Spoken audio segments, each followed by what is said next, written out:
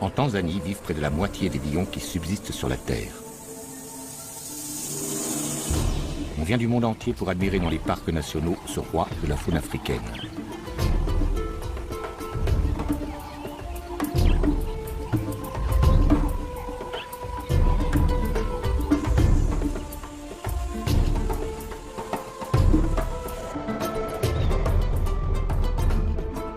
Les 20 000 lions de Tanzanie ne vivent pas uniquement dans ces réserves où ils sont adulés et protégés. Dans le reste du pays, loin des safaris et des touristes, les lions sont détestés. Pour toute une population rurale qui défend son bétail ou sa vie, ils demeurent de dangereux prédateurs qu'il faut éliminer.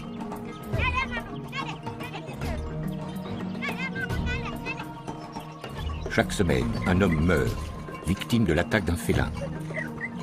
Et chaque jour, lorsque les hommes se défendent ou se vengent, un lion est tué.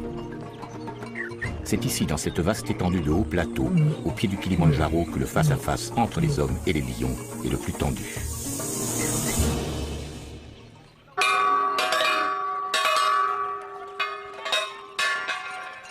Nous sommes à Mboret, un village de la steppe Maasai, situé le long du parc national de Tarangire, une zone infestée de lions. Ce jour-là, la leçon est un peu particulière. L'école reçoit la visite de Rose Mocha du département de la faune sauvage. Rose Mocha parcourt la région à la rencontre de tous ceux qui sont confrontés aux lions. Un travail d'information et de prévention. Levez-vous. République de Tanzanie, bonjour. Comment allez-vous? Je vais bien. Bien. Et vous, comment allez-vous? Bien. Je m'appelle Rose et je vous souhaite le bonjour. Asseyez-vous. Merci. Nous allons parler du lion. Vous connaissez cet animal, le lion? Oui. Et qu'est-ce que vous savez sur lui? Il a l'air méchant. Il a l'air méchant. Et qu'est-ce qu'il mange? Toi, là derrière. De la viande. Il mange de la viande. De ce côté derrière? Des gazelles. Des gazelles. Là-bas? Des zèbres. Des zèbres, très bien. Vas-y, dessine-nous un lion.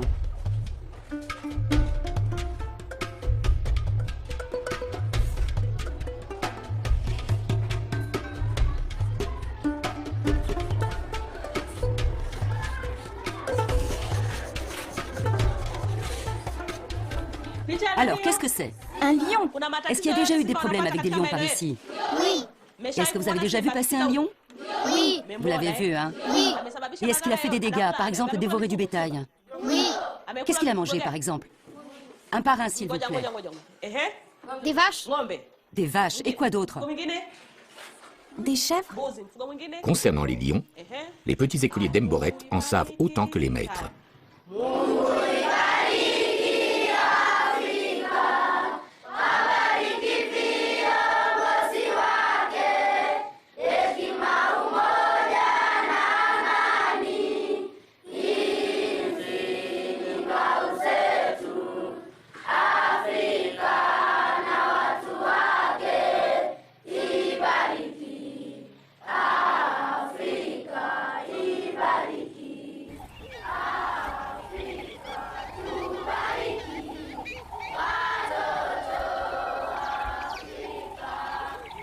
Ces enfants ne fréquentent pas l'école tous les jours. Bien souvent, leurs parents préfèrent les envoyer garder les vaches dans la brousse, selon le mode de vie des éleveurs Maasai. Le lion fait partie de leur quotidien. Le pays est pauvre, il a besoin du tourisme pour vivre. Les lions représentent un attrait majeur et leur protection, un enjeu vital. Dans les réserves, la présence humaine est strictement limitée. Mais au-delà de leurs frontières, souvent un simple trait sur la carte, de vastes étendues de brousse abritent des populations traditionnelles hostiles à la présence des fauves. Assurer la protection de ces populations tout en préservant les lions, la tâche des autorités tanzaniennes n'est pas facile. Tant bien que mal, le pays tente d'organiser la cohabitation.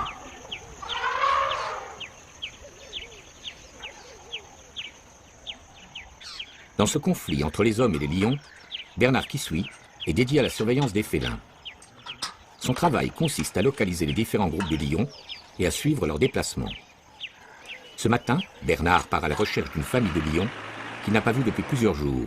Il est bien possible que les lions soient sortis des limites du parc. Je vais mettre en marche ce récepteur, là. Et on va voir si ça fonctionne.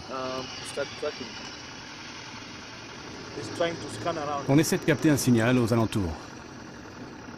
Même en utilisant les colliers émetteurs dont sont dotés certains lions du groupe, Bernard n'est jamais assuré de pouvoir les retrouver.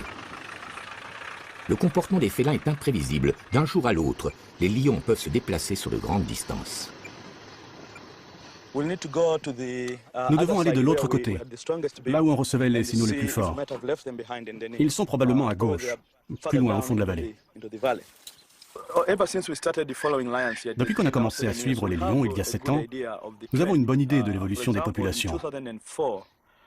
Par exemple, en 2004, lorsque nous avons commencé, notre estimation était de 200 lions.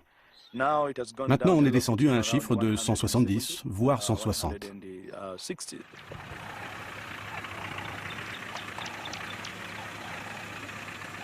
Bernard a fait ses études de biologiste aux États-Unis, mais il sait aussi décrypter les traces de la brousse, comme celle inscrite ici, dans le sable d'une rivière asséchée. Ces empreintes vont lui permettre de remonter la piste des félins. Attention, il y a des éléphants.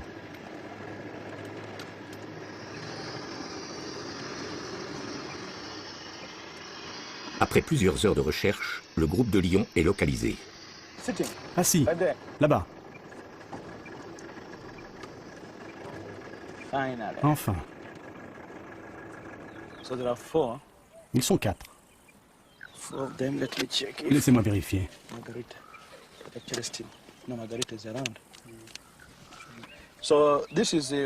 C'est un des groupes que nous étudions. Nous l'avons baptisé Altipiano.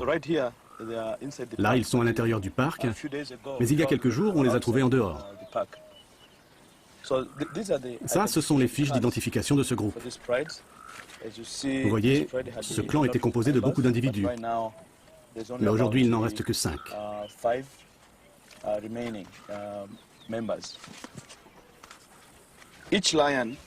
Chaque lion des groupes étudiés a sa carte d'identité. Il y a Célestine, la femelle qui porte un collier émetteur. Il y a Alan, Alvin et Sally aussi. Sur la fiche est indiqué le nom du groupe auquel il appartient, le nom que nous lui avons donné. Il y a également sa date de naissance et aussi le nom de sa mère. Ce sont des informations très importantes parce que ça nous permet de suivre chacun d'entre eux. Maintenant, pour les reconnaître, vous voyez ces marques? Elles sont uniques et propres à chaque individu. Et elles ne changent jamais tout au long de leur vie. Au dos de la carte, vous voyez ces entailles sur les oreilles? Elles sont aussi uniques. On les reporte sur ces représentations et ça nous aide à les reconnaître. Mais nous avons aussi la localisation GPS. Alors je vais enregistrer les coordonnées du lieu et noter aussi l'heure.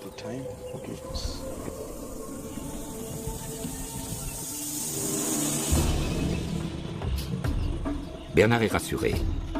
Tant qu'il reste à l'intérieur des parcs, la surveillance des félins est relativement facile.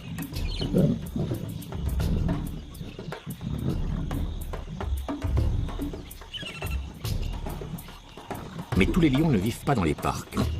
Et ceux qui s'y trouvent n'ont que faire des limites établies par les hommes. Ils se déplacent au gré de leur chasse. Les lions obéissent d'abord aux lois dictées par la nature.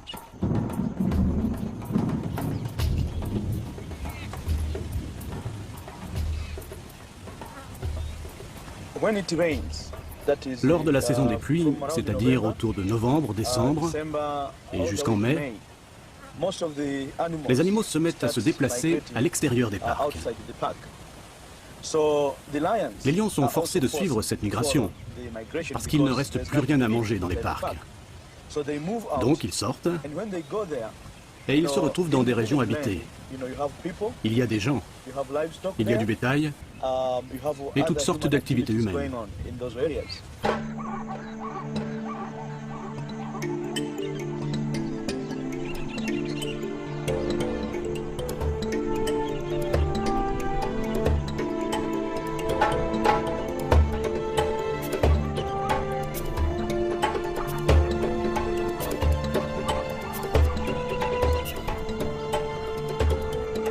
Dans les grandes plaines du parc du Tarangire, à la fin de la saison sèche, en novembre ou en décembre, les points d'eau se sont fait rares.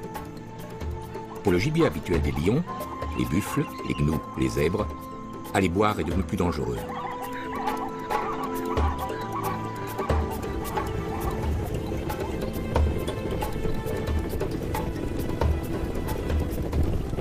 Obéissant à leur instinct, les animaux se sont rassemblés en de grands troupeaux.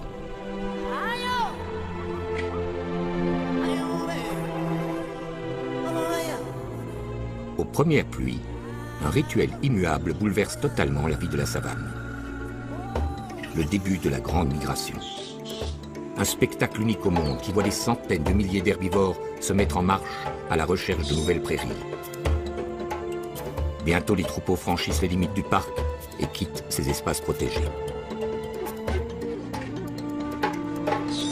Dans la steppe Masaï, le moment du face-à-face est arrivé. En suivant leur proie, les lions sont entrés sur le territoire des hommes.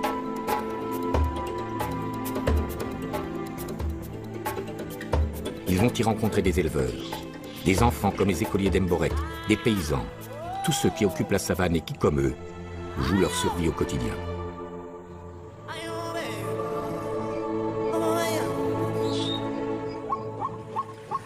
Aujourd'hui, la tournée d'inspection de Rose Mocha l'a conduit chez Isaka, un éleveur Maasai qui vit à proximité d'Emboret, à 1 heure de marche.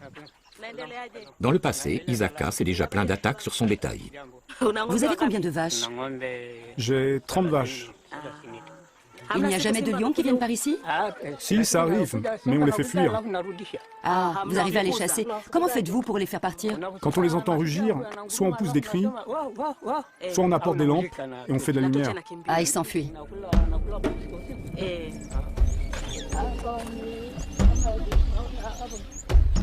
Mais crier ou allumer des feux n'est pas toujours suffisant contre les lions. Pour se protéger du fléau, Isaka construit cette traditionnelle boma, un enclos en cercle fait de branches d'épineux empilées. Facile et rapide à construire, ces bomas jalonnent la savane. Elles correspondent au mode de vie semi-nomade d'Isaka. Il doit pouvoir se déplacer rapidement en fonction des pâturages et des ressources en eau.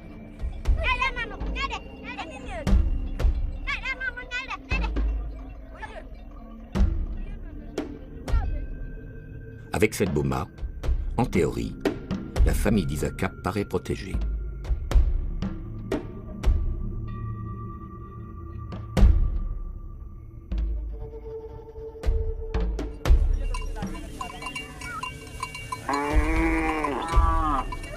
Isaka possède 30 vaches. À l'échelle du pays, c'est un homme riche. Mais pour nourrir les siens, il ne peut compter que sur son troupeau. Comme ses voisins éleveurs, il ne cultive pas la terre. Perdre une seule de ses vaches constituerait une catastrophe.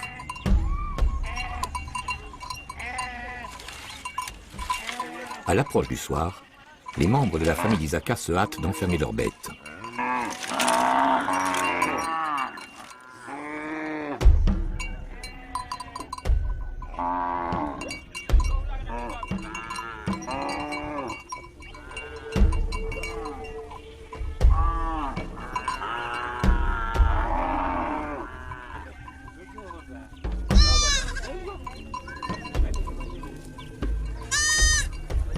Les redoutables épines de la boma semblent interdire toute intrusion. Un homme ne peut franchir l'obstacle sans se blesser cruellement. Mais une boma n'est jamais très haute. Pour un lion affamé, c'est un piètre obstacle. Isaka sait que d'un seul bond, un félin peut franchir plusieurs mètres et dans sa fuite, emporter l'une de ses vaches. Tous savent qu'à la faveur de la nuit, les prédateurs, hyènes, panthères et lions, peuvent s'approcher.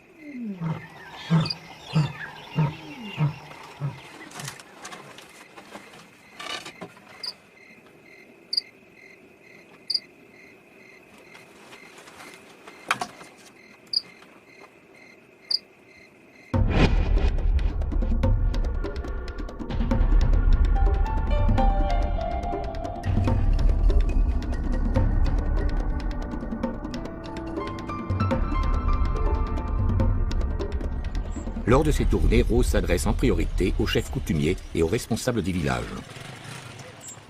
Ce jour-là, elle rencontre Suseika, le maire de Lobosiret.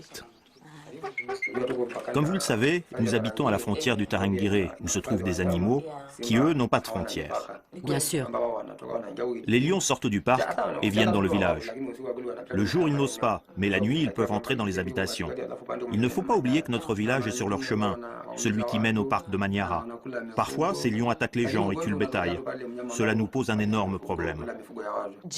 Donc, ce que vous dites, c'est que votre village se situe dans une sorte de corridor, de couloir entre Tarangire et Manyara. Un chemin que les lions empruntent pour aller d'un parc à l'autre.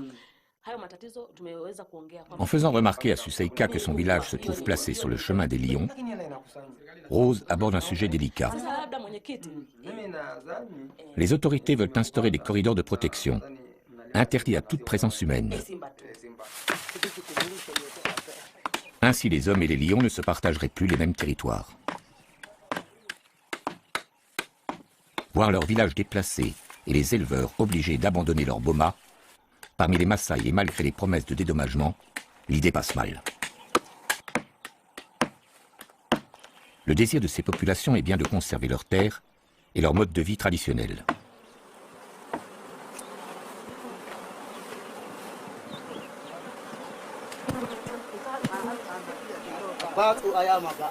Les Maasai ont grandi au milieu d'une nature abrupte, dont ils ont appris à mesurer les dangers et dont ils utilisent au mieux toutes les ressources. Ainsi, ces villageois ont repéré un essaim d'abeilles à l'intérieur de ce baobab.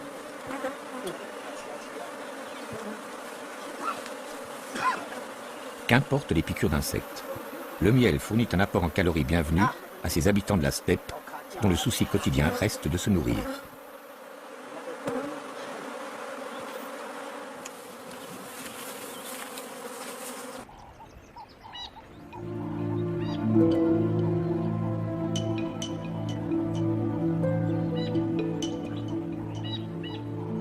À Tarangire, tous les lions n'ont pas accompagné la grande migration.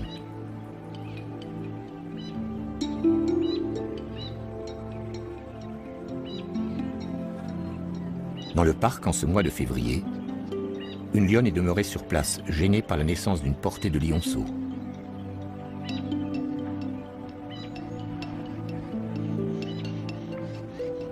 Ils ont grandi, mais ne sont pas encore devenus autonomes.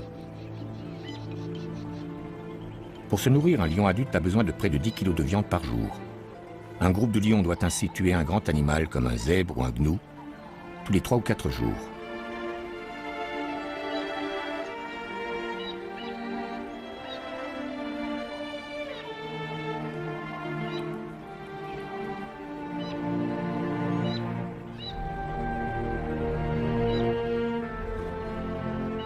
Or, avec la migration, le gibier a déserté la réserve et la viande manque.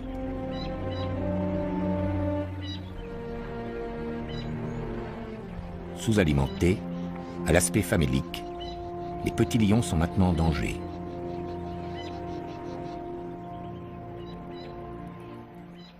Sans relâche, la lionne guette.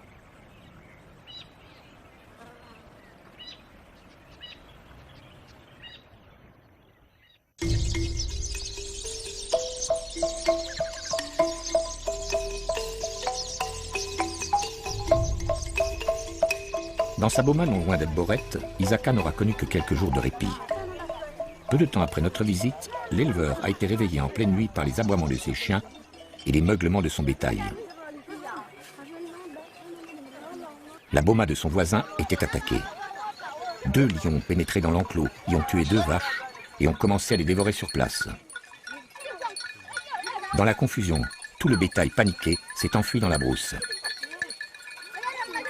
Les hommes ont alors crié et apporté des lampes pour tenter de faire fuir les fauves, en vain. Il a fallu attendre plusieurs heures et l'arrivée d'un garde-chasse tirant des coups de feu en l'air pour que les lions abandonnent leur proie et que les bomas retrouvent leur calme.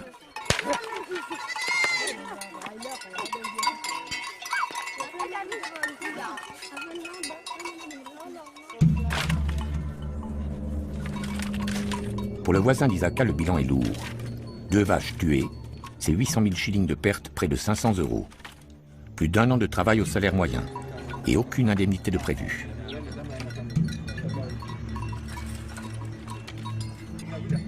Dans la Boma, l'inquiétude s'est installée. Les lions reviendront-ils? Les femmes et les enfants s'enferment dans les cases. Les hommes décident de veiller. Il y a beaucoup de problèmes avec les bêtes sauvages qui s'attaquent à nos vaches. Il faut qu'on soit prêt à les protéger. Un feu, des lances, et les souvenirs de leur jeunesse alimentent leur courage. Chaque jour, il nous faut rester sur nos gardes. Parce que les lions ne préviennent pas, ils arrivent tout à coup.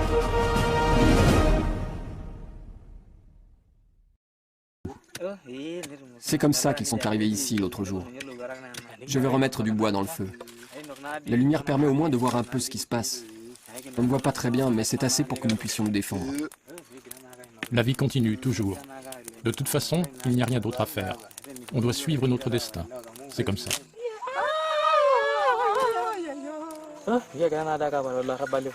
Quand on y pense, autrefois, on les tuait, les lions. Je me souviens d'un jour, on en a coincé un.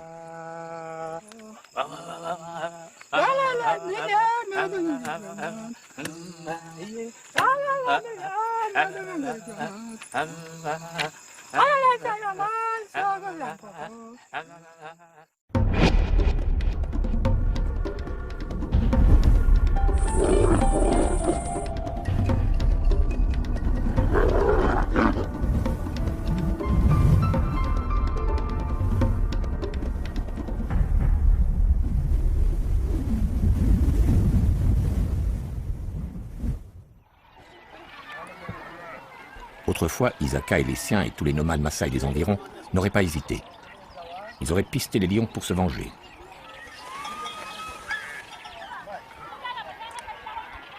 Ce matin, les hommes de la Boma se sont rassemblés. Ils savent qu'il leur est désormais interdit, sous peine de lourdes sanctions, de tuer les lions.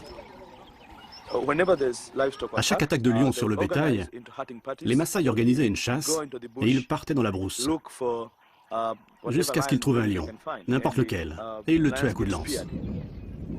Mais les éleveurs disposent aujourd'hui d'une arme bien plus efficace que les lances.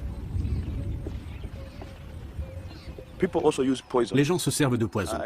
Je m'en souviens une fois, dans la partie sud du Tarangire, il y a eu cette histoire. Des lions qui se trouvaient en dehors du parc ont tué une girafe.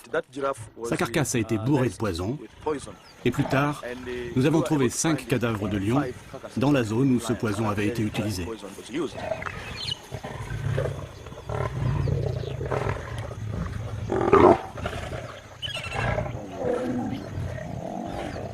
Lorsqu'ils tuent une proie, surtout si elle est importante, les lions ont pour habitude d'en dévorer une partie avant de revenir plus tard achever leur festin. Pour ceux qui veulent se débarrasser discrètement du prédateur, il suffit alors de répandre dans la carcasse de l'animal mort des pesticides utilisés dans l'agriculture et disponibles sous forme de poudre. Tous les animaux charognards qui consomment cette viande sont aussitôt condamnés.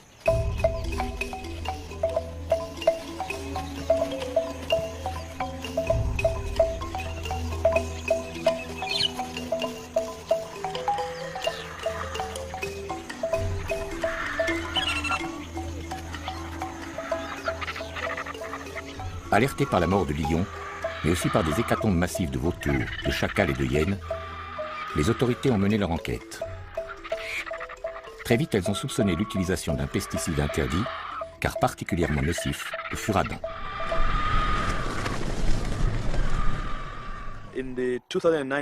Lors de cette affaire de girafe, nous avons pu faire des prélèvements.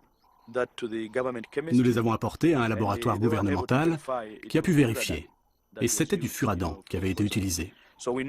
Depuis, nous savons que dans cette région, le furadin est utilisé pour tuer des lions. Il y a environ 150 lions qui sont tués chaque année dans la steppe Maasai, ici, la région dont nous parlons. 150. Et on parle de ceux pour lesquels on retrouve les restes, les carcasses, et pour lesquels les témoins nous racontent avoir vu les lions morts. Mais il y a des lions qui ont été tués et dont on n'a pas connaissance et pour lesquels aucun rapport ne peut être fait. Donc on peut doubler le chiffre. De 150, on passe à peut-être 300 lions, tous victimes de l'aggravation du conflit entre les hommes et les lions. Nous devons voir comment on peut faire diminuer le braconnage, la chasse illégale, les empoisonnements, les pièges, tout ce genre de choses. C'est crucial pour sauver la population des lions.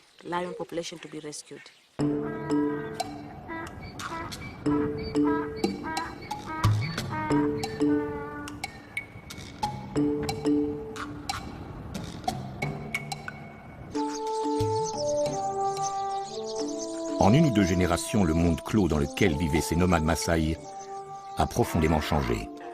Hier encore, ils subsistaient en autarcie, ne comptant que sur eux-mêmes, indifférents aux étrangers.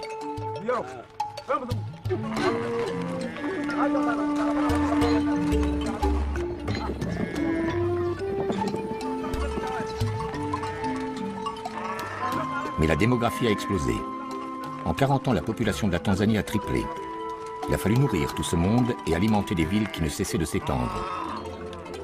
Les Maasai ont compris qu'une richesse nouvelle les attendait avec leur bétail et le développement de son commerce.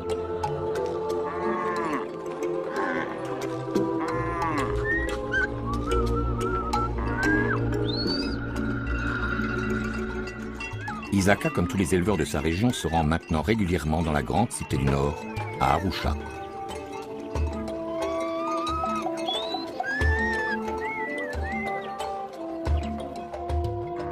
Isaka y vend chacune de ses vaches 400 000 shillings, soit près de 250 €.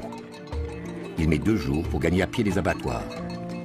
Il lui est même arrivé de franchir la frontière pour se rendre à Nairobi, la capitale du Kenya, à 15 jours de marche.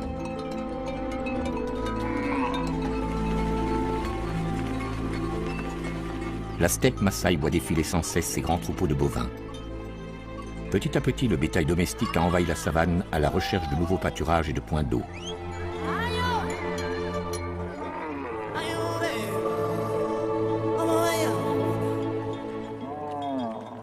Pour nourrir les villes, il a fallu repousser toujours plus loin la faune sauvage, réduisant ainsi inéluctablement son espace vital.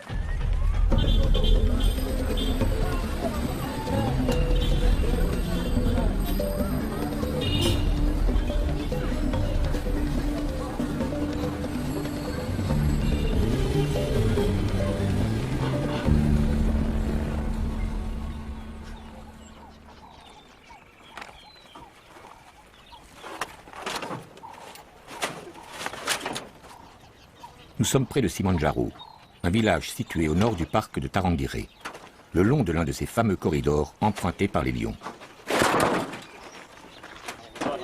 Ce jour-là, on charge dans un camion des rouleaux de grillage, un moyen de protection rudimentaire qui semble évident dans une société contemporaine, mais qui financièrement reste hors de portée des éleveurs de la steppe.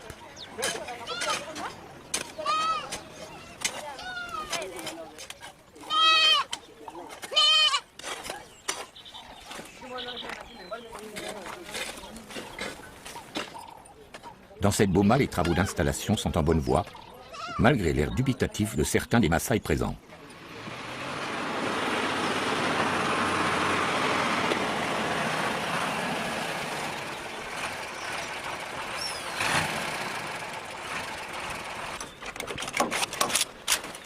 Mais lorsqu'arrive le camion, Toima, le chef du village, et tous les membres de sa famille mettent la main à la pâte.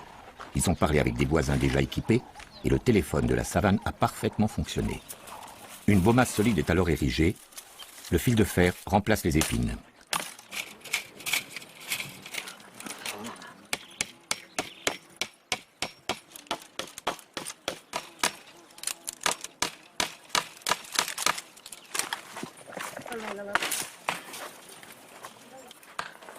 Ces clôtures vont-elles s'avérer efficaces contre un prédateur aussi puissant que le lion?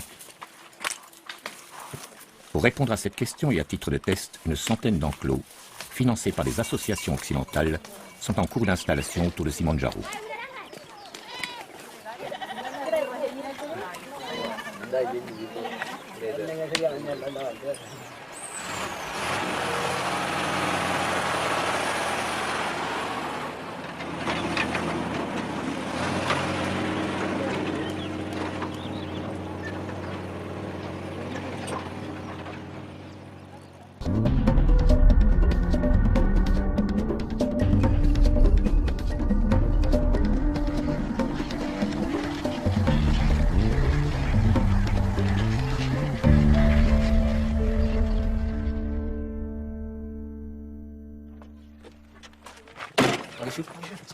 Bonjour, comment ça va? Ça va. Tout va bien. L'autre jour, les lions sont venus, mais ils n'ont pas pu entrer à l'intérieur des enclos.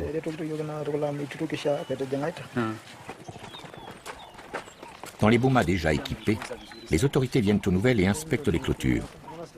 Les premiers résultats semblent encourageants. Déconcertés par les fils de fer, les lions se sont éloignés. 1 millier de bomas seront bientôt grillagés. Maintenant, grâce à cette clôture, ils sont tranquilles. Les animaux sauvages n'attaquent plus le bétail. Oui, depuis tout va bien. C'est beaucoup mieux parce que nous pouvons dormir tranquilles. Et les animaux aussi.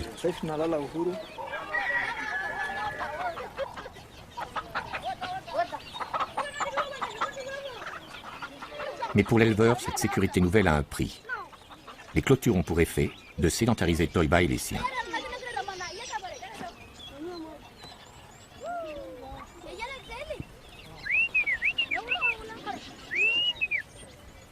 Le fil de fer va les éloigner encore un peu plus de leur passé de nomades.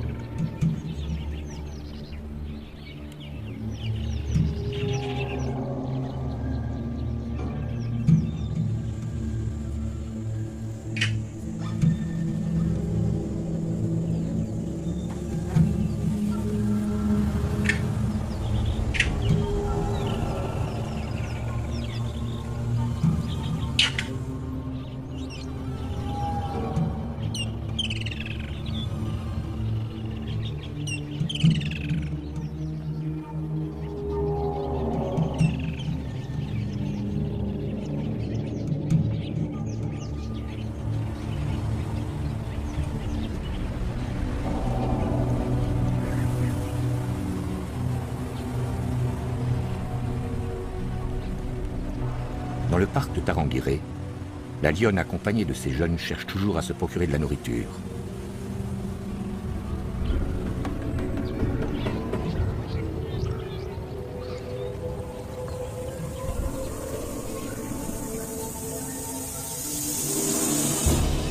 Maigre et manquant d'énergie, ses attaques sur le peu de gibier qui reste à l'intérieur du parc deviennent imprécises. Peut-être qu'un jour, à la faveur d'une rencontre, notre lionne n'aura d'autre ressource que de s'en prendre à un gibier plus facile à tuer. Nous sommes au sud de la Tanzanie, le long de la grande rivière Rufiji, qui borde la réserve du Selous, la plus vaste d'Afrique. Des populations de paysans sont établies d'un côté de la rivière, mais les champs qu'ils cultivent, ainsi que les zones sauvages, se trouvent sur l'autre rive. Chaque matin, ils traversent la rivière pour aller travailler leurs terres, et chaque soir, les pirogues les ramènent dans leur village. Longtemps, ils se sont crus à l'abri, protégés par la largeur du cours d'eau. Pourtant, l'histoire vécue par ces paisibles villageois hante encore leur mémoire. Durant 2 ans, un mangeur d'hommes a semé la terreur dans la région, dévorant 40 personnes et en blessant des dizaines d'autres. Surnommé Oussama par la population locale, ce lion a traversé le fleuve. Il n'a pas hésité à rentrer à l'intérieur des habitations pour y saisir ses victimes. C'est l'histoire qui est arrivée à Salma. Elle ne doit sa vie qu'à son courage. Elle a affronté le fauve et a réussi à le mettre en fuite. Ce jour-là, j'avais quitté les champs pour rentrer au village. J'ai dit au revoir à mon mari. J'avais trop peur du lion. Donc, je suis rentrée. Arrivée là-bas, à un moment, j'ai dit à ma mère, « Il y a des moustiques, je les entends bourdonner. » Elle m'a répondu, « Prends du bois et allume du feu. La fumée les fera partir. » Et je lui ai dit, « J'entends du bruit. Qu'est-ce que c'est que ce bruit ? » « Maman, c'est un lion. Il vient nous attaquer. » Il s'est acharné sur la porte et a réussi à la casser. Je me suis jetée sur le côté, mais il s'est retourné vers moi. J'ai attrapé un bâton et je lui ai tapé sur la tête. Plusieurs fois. Et nous avons hurlé, « Un lion, un lion, un lion !» Alors, le lion s'est sauvé, tout le monde est arrivé. En partant, il m'a lacéré l'épaule. Il y avait beaucoup de sang. Le lendemain, on m'a emmené à l'hôpital. Salma a eu beaucoup de chance. L'épaule déchirée, elle a pu être soignée rapidement. Les blessures occasionnées par les lions sont souvent mortelles. Leurs griffes transportent de nombreuses bactéries qui provoquent des septicémies foudroyantes.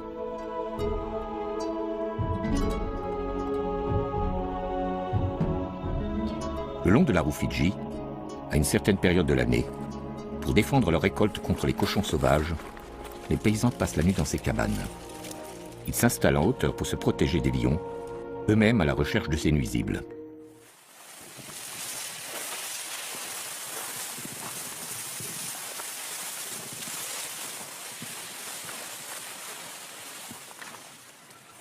Oussama le lion ne s'intéressait pas aux sangliers. Il avait pris goût à la chair humaine. Voici le récit tragique de Fatouma et de sa famille.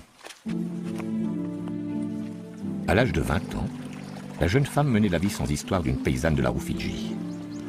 Puis par 2 fois, son chemin a croisé celui du mangeur d'hommes. Si le destin a épargné la jeune femme, Fatouma reste marquée par les nuits d'horreur qu'elle a vécues. Aujourd'hui, elle traverse toujours la rivière pour continuer à cultiver les champs, situés du côté des espaces sauvages. Fatouma a refait sa vie et a fondé une nouvelle famille. Mais elle serre bien fort dans ses bras son dernier-né. Ce jour-là, quand mon mari a voulu rentrer vers la maison, il a croisé le lion. Il a crié et des gens ont entendu ses cris. Mais à ce moment-là, ils ont pensé que c'était des cris d'ivrogne. 3 jours plus tard, il n'était toujours pas rentré chez nous. Des gens se sont mis à le chercher dans toute la vallée. On n'a retrouvé que des restes. Voilà ce qui est arrivé à mon mari.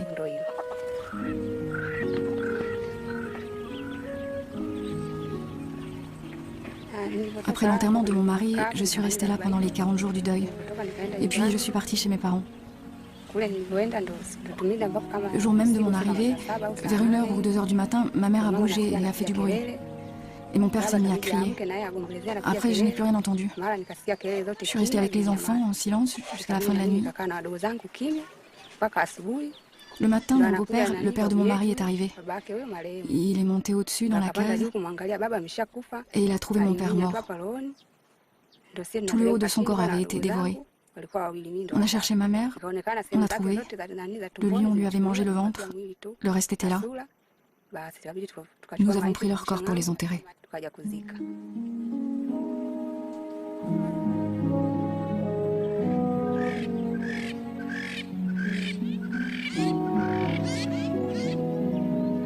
Le lion a finalement été abattu, une bénédiction pour toute cette région.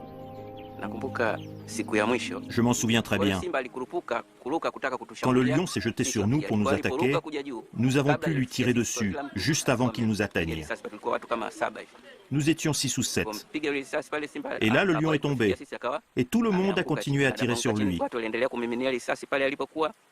Voilà l'histoire de ce lion qui a semé la terreur dans cette région pendant 3 ou 4 ans.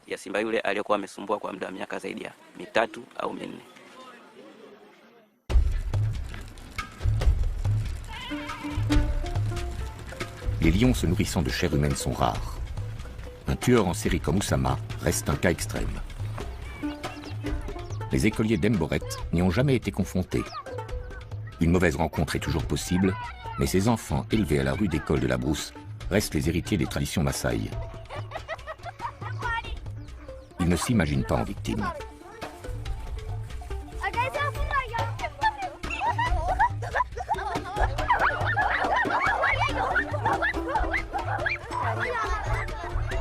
Dans la steppe Maasai, la confrontation entre les hommes et les lions semble à son paroxysme. Les autorités en ont conscience. Il faut agir.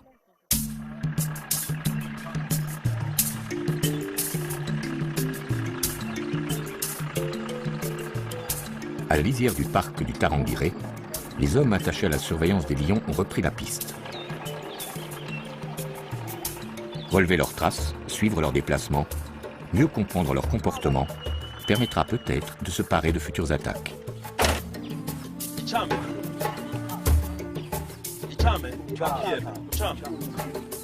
Comme dans les Boma, l'apaisement du conflit passe par un travail de terrain.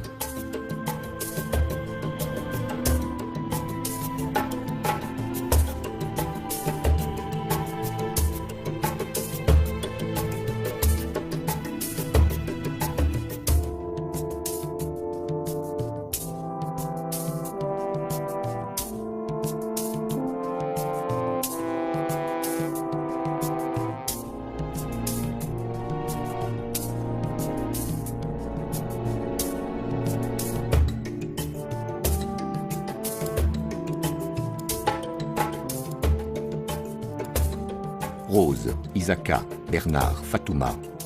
Les enfants d'Elboret, tous ont une histoire particulière avec les lions. Ils vivent dans un pays où la faune sauvage représente un capital inestimable, unique au monde. Les hommes et les lions pourront-ils continuer à se partager les mêmes territoires? Certains en doutent. Dans ce conflit, il s'agit avant tout de gagner du temps. Mais on sait à présent que pour protéger les lions, il faut aussi se soucier des hommes.